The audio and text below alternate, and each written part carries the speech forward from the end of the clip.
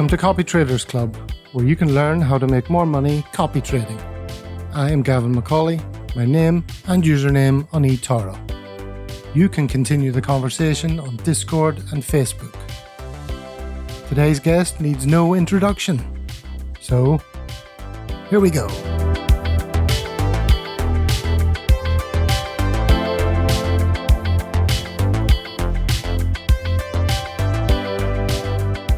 Episode 19, and the big dog, Jaynemesis, is dropping by the Copytraders Clubhouse today. I had intended to send a chopper for him, since he's such a VIP, but ever the down-to-earth and eco-conscious guy, he refused on the grounds of excess emissions. So here he is, arriving via electric motorbike taxi. He's off the bike and he has his shiny white crash helmet on. Oh no, sorry, he's already taken that off. That's his head, glinting in the afternoon sunlight. Here he comes. Jay, hello. Welcome to Copytraders Club. Hello. It's good to be here. Well, I say it every time, but it really is good to have you.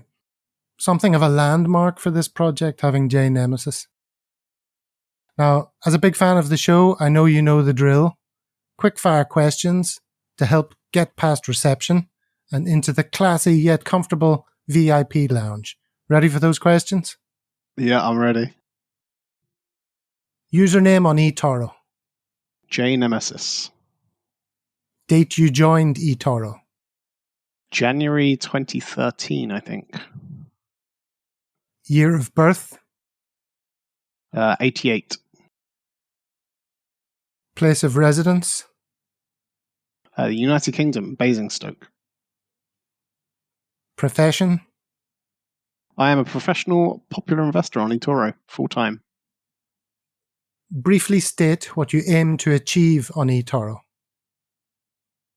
Generate returns in excess of 30%, pending, obviously, economic conditions year after year for myself and for my copiers.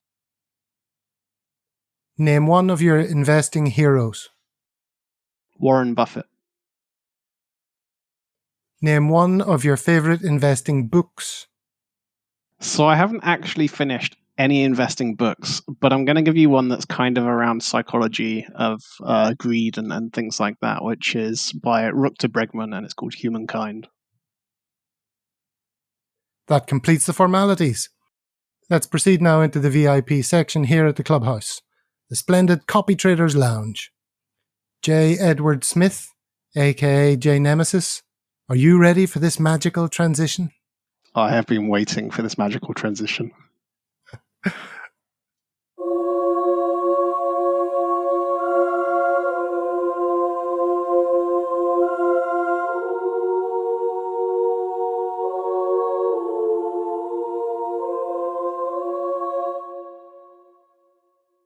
So here we are now in the Copytraders Lounge, Jay. When the clubhouse was under construction, I remember standing here in my hard hat and high-vis jacket, trying to imagine the day when Jaynemesis would be sitting right here with a gin and tonic. So amazing that a mere 19 episodes in, and here you are. Yeah, I've been looking forward to it. You could say that I followed the building process for the clubhouse.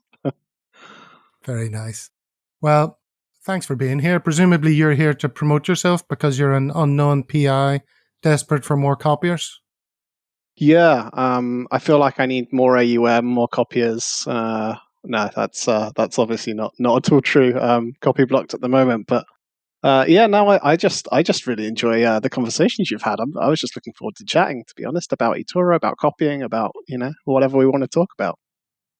Too kind. Well, let's get that out of the way. You're still copy blocked. Andrew Haddon wants me to make sure if that's still the case, or has there been any movement, because he's running out of his gold standard PIs. Yeah, it is still the case, and I have no idea when it's going to change, or if it's even going to change potentially. Hopefully it does, but for now, yeah, I think everyone will know when it changes. I'm sure it will be headline news on Andrew Haddon's YouTube channel. Okay, well, in this conversation, what I'd like to do is get beyond maybe what some of the other conversations that you've had do. So my plan is to do a quick summaries of little elements of Jaynemesis so we can get to the good stuff and attempt to break some new ground, you know? So there's, like I said, there's plenty of other interviews of Jay out there, which cover your background and your investing career.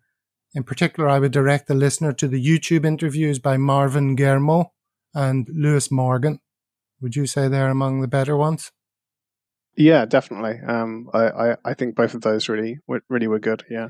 Okay, so let me do a quick summary so we can get to the good stuff. Over 10 years investing experience, used to work in warehouses, parcel force, became a pro gamer and worked in gaming and events. Stop me if any of this is incorrect. Dropped out of school with no qualifications. Yep. Self-taught investor, doesn't read investing books, as we heard in the Quickfire Questions, or any books. You're an audio-visual learner. Full-time PI since 2017. Compound annual growth rate over 45% since joining eToro. Pestered his parents into getting Sky TV so he could watch Bloomberg at the age of 13. And is so popular on eToro that he has around 150 million assets under management, so is a one-man hedge fund and cannot take on new copiers. Anything inaccurate there? I would say you've pretty much just summed me up. Okay, now we can move on to the interesting stuff. So how I came across you, I always discuss with people, but, you know, that wasn't hard. You are ubiquitous. Do you ever get sick of it all and just want to pull the curtains and be left alone? No, not really.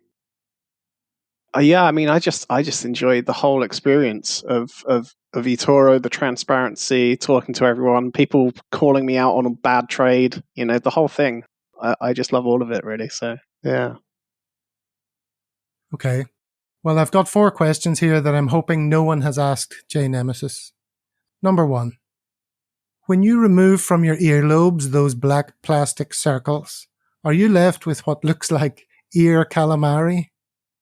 Yeah, a little bit. Yeah, you have to clean them pretty regularly. My girlfriend hates the smell as well. The smell? Yeah, because it's basically just like sweat. So, yeah, it's... Like the smell when you take off your watch in the days when people wore watches? Yeah, exactly. Yeah. Mm-hmm. Would you like to do a little demonstration for the purpose of us being connected by video? I'd like to know how big the holes are. They're about 1 centimeter, the holes. Yeah. There you go. Let's see the ear. You can see. No, it's the ear I'm interested in. There's the ear. Yeah, that's a pretty big hole. You can like stretch it a bit. So this is the size you can go to before they get to the point where they won't heal. So if you go bigger than this, then there's a chance they'll never heal again. So that's why I stopped at this size. So there's always a chance for you to realize the folly of your youth. Exactly. Okay. Still waiting for that moment. Okay, number 2. I saw you mention imposter syndrome on Twitter. Now, I understand that you may not feel that anymore as an investor, but tell us about a time when you most keenly felt imposter syndrome in your role as a figurehead on eToro. Ooh, yeah, that's an interesting one. I think, I think really it's only the investing stuff that really scares me. In the early days when I was giving interviews, describing what I do and talking about, managing money and I think the first newspaper article piece that was done on me, were asking me questions about what my kind of processes and what my rules are for investing.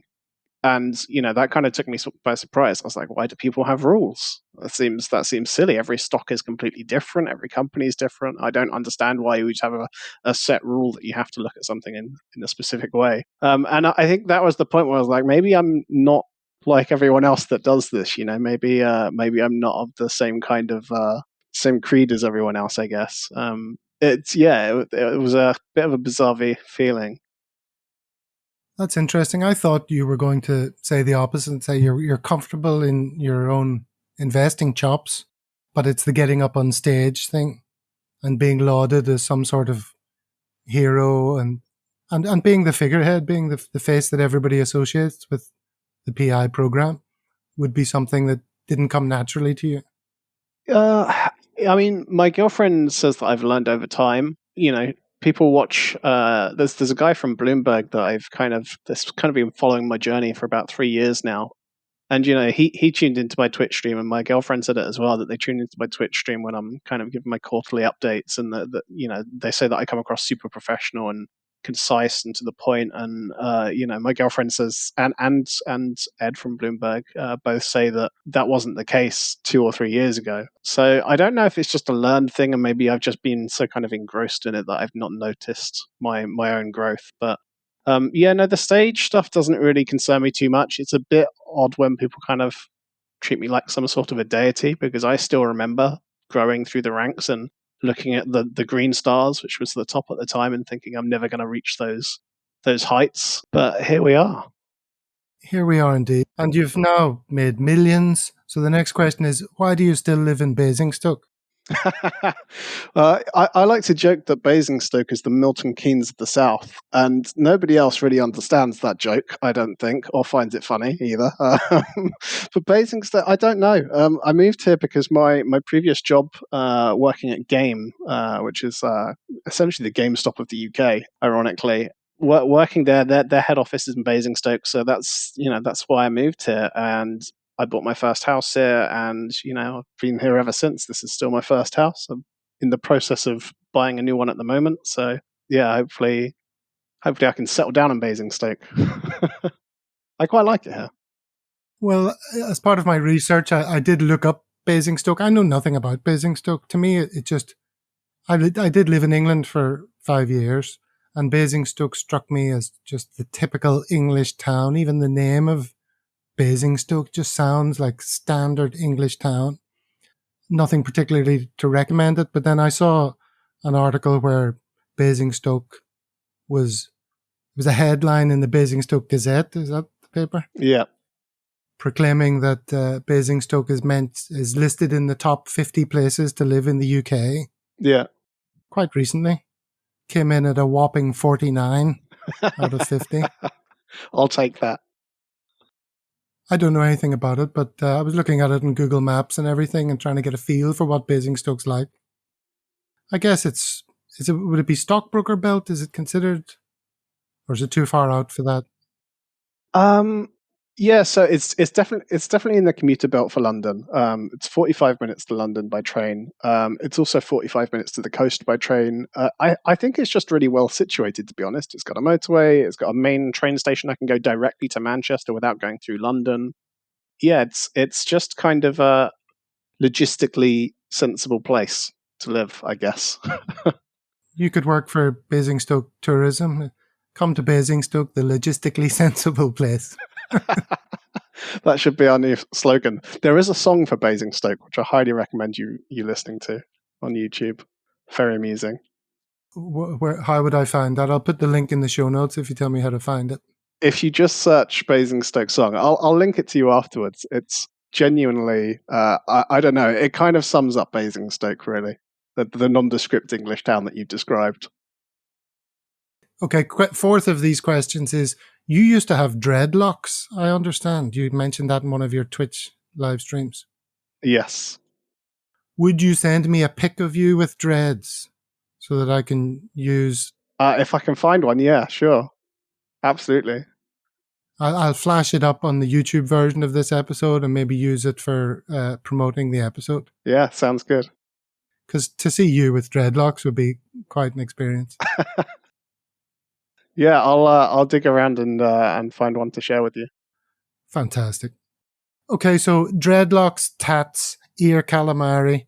I imagine music must be quite important to you, but I can't work out what sort of genre is your bag. I can see you fitting into various categories. I was thinking could be death metal, could be kind of emo, new goth, could be hip hop.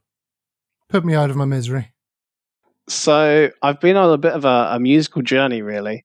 I'd definitely say that house music was the first thing that I was really into in 2013 or so, 2013, and like when I was about 13.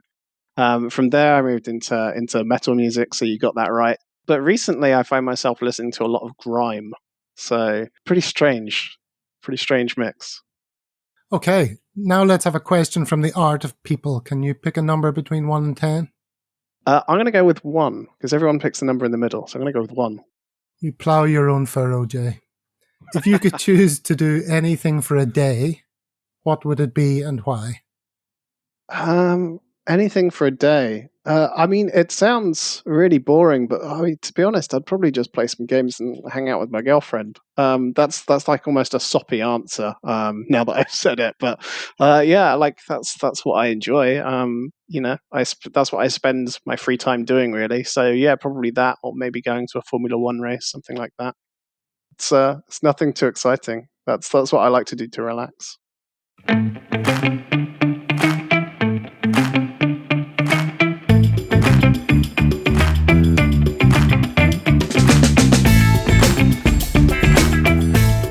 Okay, so this is the part of the pod where I ask you to go through your bio and read it out. But in the interest of making progress and covering everything we'd like to, again, I might try and summarize things here and there rather than spending too much time getting to the key points.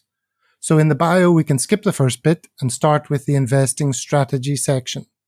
Can you read that? Sure. Investing strategy. I focus on my interests. I seek out innovation and disruption. I use fundamental, technical, and sentimental analysis. I only trade what I believe in long term. I rarely use leverage, 2 times at the most. I rarely short. I mainly trade stocks and cryptos. Okay, so let me add a couple of things there that I've also picked up from your other conversations. You've got one hard rule, I've heard you say, and that is that you only invest in companies that you understand the long-term vision for. Yes, that's correct. And futurism is what you're all about. In the preparation for this conversation, you sent me the following words. I'm a big futurist. I love little more than pondering the future. It's really at the core of how I think about investing. Yeah. I don't know how I discovered it. Probably the TV show Tomorrow's World on, I think, BBC when I was a child. That really set the tone for me. You know, the whole idea of investing is to invest in, something that is going to grow, or growth investing at least, something that is going to grow in the future. And so predicting the future becomes the most important thing. Future trends, future products, services. So that's what I like to focus on. Great. So here's a little summary of what you say you look for, the main points of what you look for. Ethical investing is an overarching theme. Climate change, working conditions, good for the planet, good for society. You look for innovation. For example, Peloton. You look at new markets. Where's the future going? What are the future trends, as we just discussed? And also value plays. Even though you're a growth guy, there are plenty of good undervalued businesses out there. So it's hard to categorize you, and I think you like that. You don't really want to be pinned down into a category of a type of investor. Is that right?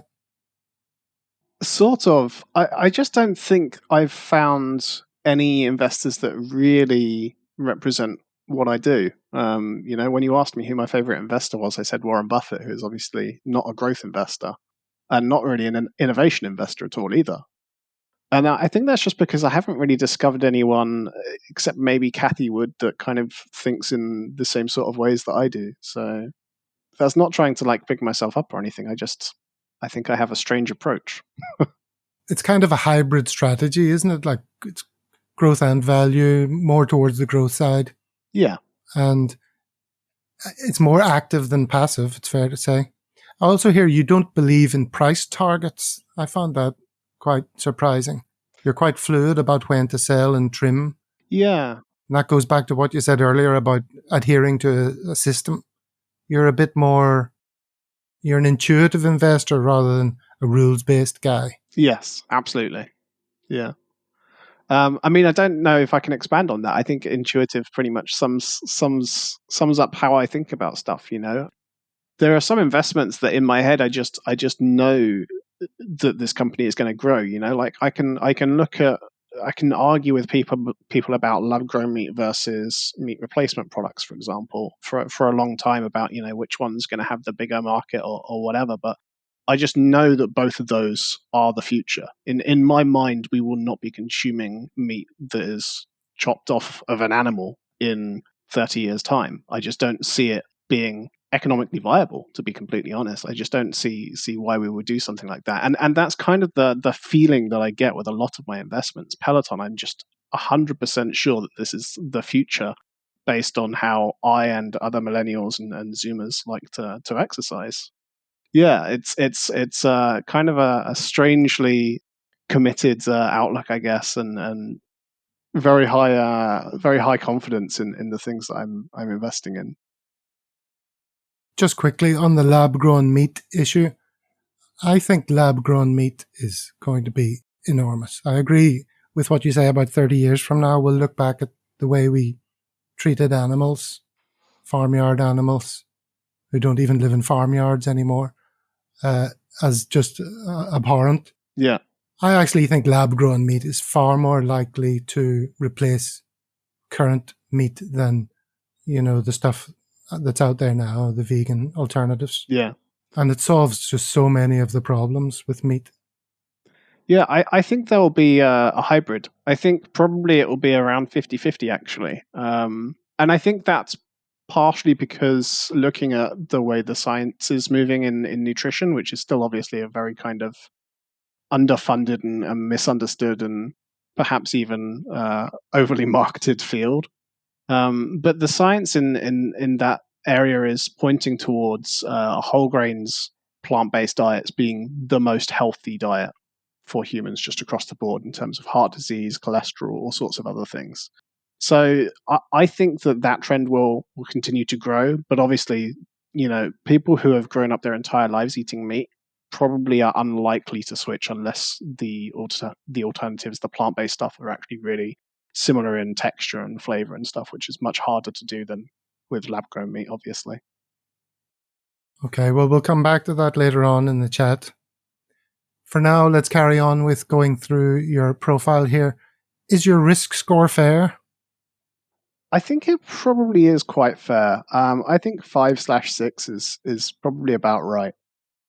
I've also heard you talk about how you'd like to be exposed to at least 5 different markets in order to manage risk. Consider the geography, USA, China, EU, etc. Yeah. Okay, copier numbers and assets under management. I'm prefacing a lot of these questions with I've heard you say, but I'm going to continue doing that. I've heard you say, pursue growth stocks when young. You've got time to lose it all and gain it back again. Does that mean there's a cutoff age for investing in Jaynemesis? No, I don't think so. Because I don't think that first of all, I don't think I'm actually able to invest at this point in some of those things. So I don't think I am really at the extreme end of growth investing. There are companies that I've searched and found and looked at investing in that have market caps in the region of 100, 200 million. And obviously that means that I cannot trade it on eToro because of the sheer volume involved with all of my copiers funds and my funds. Trying to open a position in that, we would own maybe 1% of the company after a single trade. But yeah, so I encourage people to go out and if they find a startup that's really innovative in esports or in whatever it happens to be, lab-grown meat, for example, is a good one, or vertical farming. Yeah, go for it. I think it's definitely worth, especially when you're young, just putting a little bit of capital into these sorts of things, or even into ETFs that are exposed to those very niche sectors, if you can find them, and trying to benefit from that growth and grow your starting balance for your long-term investing, if that makes sense. I don't think investing in companies like AMD and Peloton, which my 2 biggest holdings at the moment, is really that risky. Yeah, I don't think there's really an age cutoff as such. Perhaps when you're in your 60s and 70s, you might want to consider going for something a bit safer. And will your copier numbers decline rapidly if all the 60 and 70-year-olds leave? I don't know. I don't think so. Based off the numbers that eToro shares about who's using eToro, I don't think that's the biggest demographic of copiers. But I'll obviously be very sad to see them go. But at the same time, happy because I think that realistically, as I said, I don't think that I'm the best person for someone in that situation to copy. Okay. And speaking of copiers leaving, and let's also talk about copier abuse. You got a lot of abuse during your Annus Horribilis of 2018, and also recently in what was little more than a wobble. You still suffered a fair amount of grief. Yeah. Over your views on Peloton and things like that. So tell us about dealing with copier abuse generally. You've been around a long time. You've had ups, you've had downs. You're lauded as a deity. You're abused as being past it or lost it or similar. Tell us how you cope with that. Yeah, I guess part of it is having thick skin, really. I mean, you can't stop people from sharing their opinions, and I don't think I would want to. I've had some pretty horrible things said in the past, but really, I know at the end of the day that I'm doing everything I can to maximize the potential of the portfolio and to communicate as clearly about everything as possible. I mean, one of the things that people now defend me on is my communication during 2018, because I wasn't the only person that was heavily exposed to some of the tech sectors that got hit hard, or to cryptocurrencies, or to solar, for example, all of which had terrible years. And so I wasn't the only one receiving abuse, but I was one of the only ones that would week in, week out and come back and say, look, this is how things are going. This is my plan.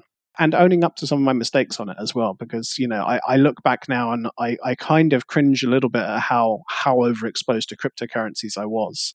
And I think, if I was that exposed to cryptocurrencies even now, after the drop that we've seen in the past couple of weeks, I would be sweating a bit more. So perhaps I'm just getting more risk averse with my my old age. There are examples of PIs who were heavily exposed and who similarly have suffered a great deal of abuse on the feed. Yeah, absolutely. I mean, there's, it comes with the territory, right? If you are trying to go for those hundreds of percents in gains, which is what I was trying to do in 2017, 2016, then I think, you are going to inevitably have those big drawdowns of 50% perhaps in your portfolio. And that is very, very painful, especially for a copier who perhaps doesn't understand all of the positions in your portfolio. And of course, there will be mistakes as well. And if they find those mistakes and you own up to those mistakes, they're going to think, okay, well, what else is he hiding? Why else?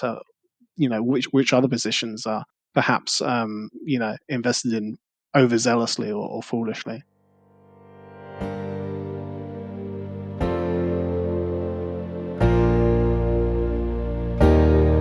Hope you're enjoying today's show.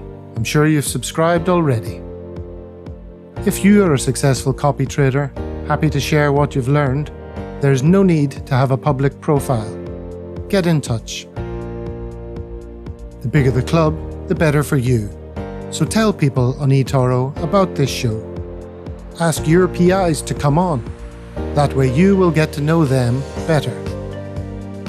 We build this club together.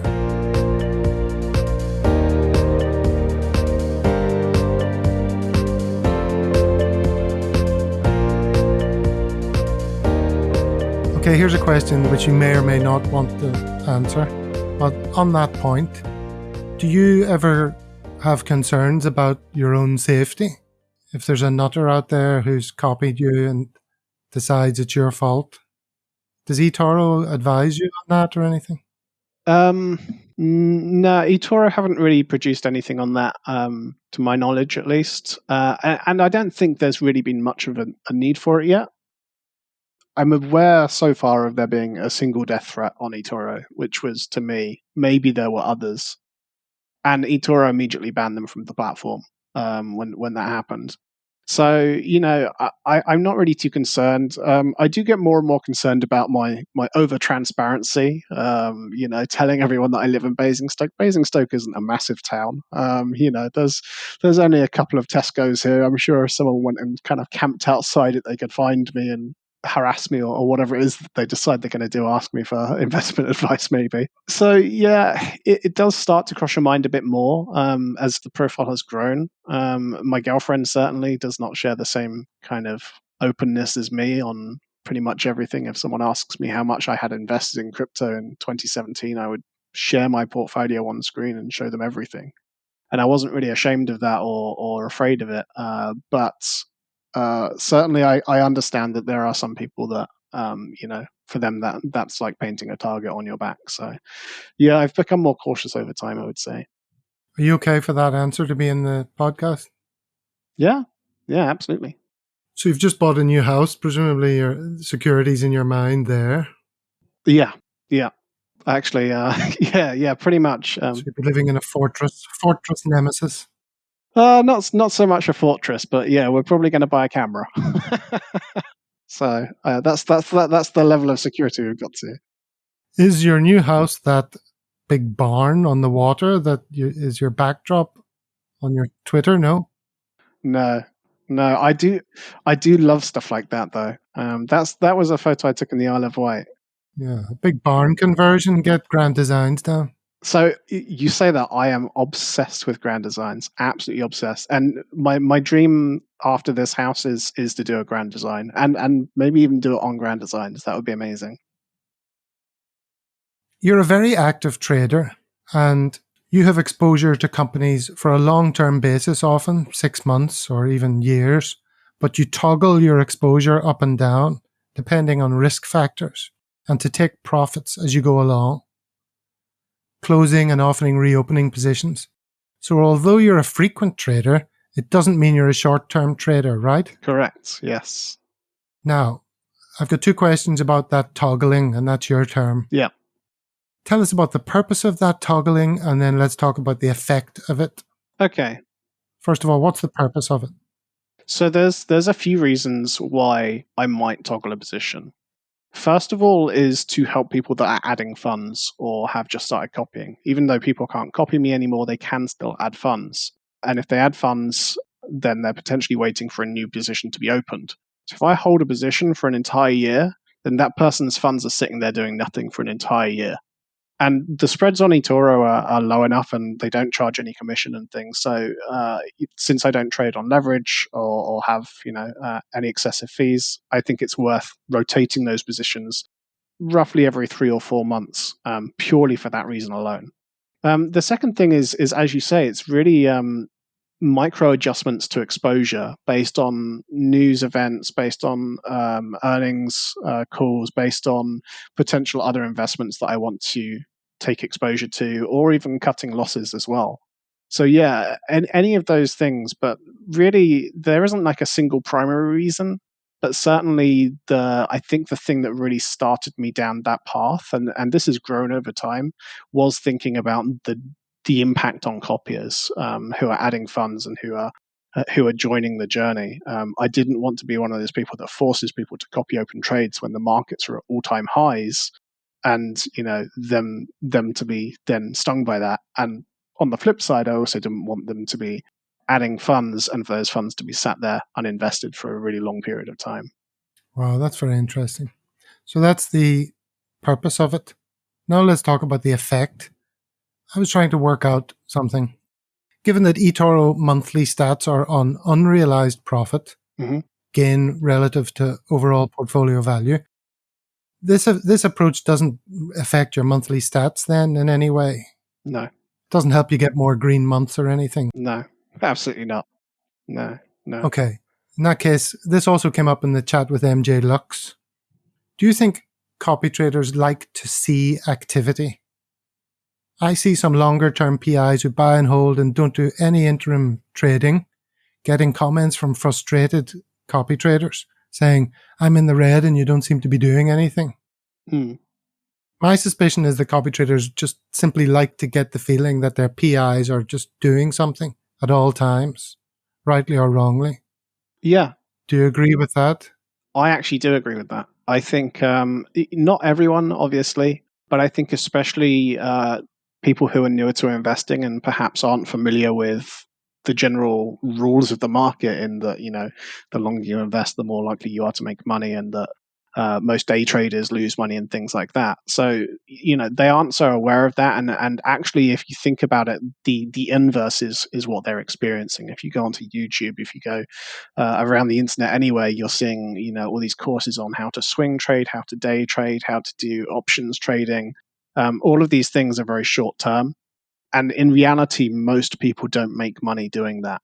So I think that's really what it is that they perceive investing as, you're in, you're out, you're in, you're out, you're in, you're out.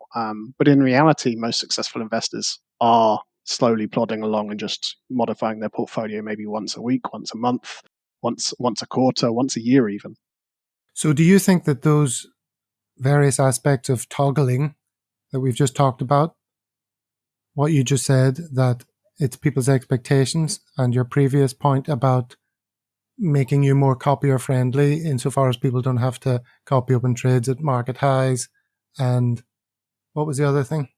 Adding funds and how long it takes for those funds to be deployed. Right. Do you think all three of those things contribute to your success? I think yes, a little bit. I think at this point, probably, the reputation and even just the scale.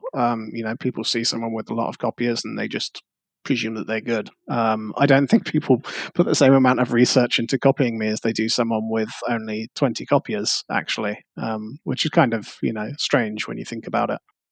But yeah, I do think it contributes. I think there's a lot of psychology at play, and I mean, eToro and Robinhood and these trading platforms generally all actually try and play off of that psychology as well. And eToro is always telling popular investors to remind people to invest long term as well, because our job isn't just trading; it's also educating. There's a huge number now. I think there's like 20 or 30 people that used to copy me that are now popular investors on eToro. And yeah, I'm not claiming credit for educating them, but certainly I think, I'd be naive if I thought that my role doesn't involve helping educate people that are investing in markets. I've heard it said that eToro's system encourages short-termism, which is interesting given what you were just saying about how they like to educate and inform their users about the benefits of a long-term strategy. But to be acting as a PI, there's an impetus really, is there not, for you to be constantly performing and making short-term gains. And it discourages the kind of long-term value investors who are truly from the Buffett camp from doing their thing on eToro. Do you think that's right? And what would your advice be to long-term value investors who feel there's no place for them on eToro? Yeah, that's interesting. So I think if I kind of break it down into two parts, so the first point about eToro being geared towards short-term investing, I think that is similar into how my trading strategy has changed in my toggling over the years to become more at the forefront of what I do. I think it's kind of similar with eToro, right? People who are coming into investing fresh expect to be day trading. And so eToro needs to enable that and needs to cater towards those people. But for eToro, they're going to make more money if those people don't lose their money and they stay on the platform. They can continue earning those fees off a growing amount of money over time. So it's in eToro's interest to try and keep people investing long term and convert people from that short term mindset to the long term mindset. So on the second part, with potentially the kind of more traditional investors that are slow and steady, I think really it is a case of helping to educate copiers and also to find other ways to kind of help those people get that fix of you're doing some work. So whether that's writing a lot of newsfeed updates or articles or YouTube videos or whatever it is, I think that is really where you can kind of convey that you're not sitting there doing nothing. You're very, very heavily researched and you understand what you've invested in. And I think people like Robert Merck are actually a really good example of that. I mean, when you look at how many trades he does on his portfolio, it's not a huge amount. It's not really small, but really the value that he's bringing to his copiers is in those YouTube videos and in what he writes on eToro, and really kind of sharing his mindset and his thesis behind the positions that he's taking and taking people on that journey and getting those people to kind of maybe joke a bit with the phrasing, invested in him as a person and as in the research that he's doing, rather than just putting money there and expecting results. Yeah, I copy Robert, as you know, and I can't keep up with his videos. There's too many. But the ones where he makes, which are portfolio updates or on specific stocks that I have an interest in. Yeah. Just like a university education in 15 minutes. Yeah. Now, you were a very early adopter of his. You discovered him way early on. I was quite an early copier of his. But he told me that you spied him when he was still in nappies, figuratively speaking, on eToro. And you told him you're going to be a black star before you know it. Yeah. I still think he will. I mean, I think there are others that will as well. I mean, I'm not some sort of, amazing popular investor picker or anything, but there are a lot of very, very good popular investors on eToro. Some of whom are still, a red star at the moment, that I think will find their way to black stars. I mean, Campervans is another one that I talked about quite early as well. Yeah, Robert's just a fascinating guy. I love his content. I love his videos. I watch most of them. Maybe not the ones I'm not so interested in, but yeah, his coverage is really good. And he's, as I said, the perfect example of that kind of person who's delivering that kind of fix of what people want and feeling like their popular investor is working for them, but without over trading and trying to kind of bend to the whims of their copiers. Jay, we're talking for so long here that I think it's only fair that rather than leaving lots of this good stuff on the cutting room floor, we split this into 2 episodes. Yeah. I think we've covered lots of ground so far. There's loads of great stuff to come. But for now, let us bid the listener adieu at the end of Jaynemesis episode 1. And we'll catch up with them on episode 2. How does that sound? Sounds good. Look forward to being on 2 episodes, I guess, the first person. Absolutely. You're the first person that deserves 2 episodes, Jay. So we'll see you back here for part 2 of Jaynemesis. Sounds good to me.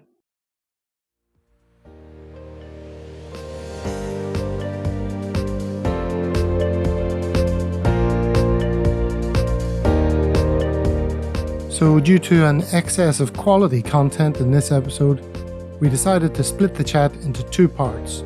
So you can catch the second part in a few days, where we discuss PI salaries, crypto outlook, inverse snobbery, Jay's book plans, health, and more. Subscribe to make sure you don't miss it.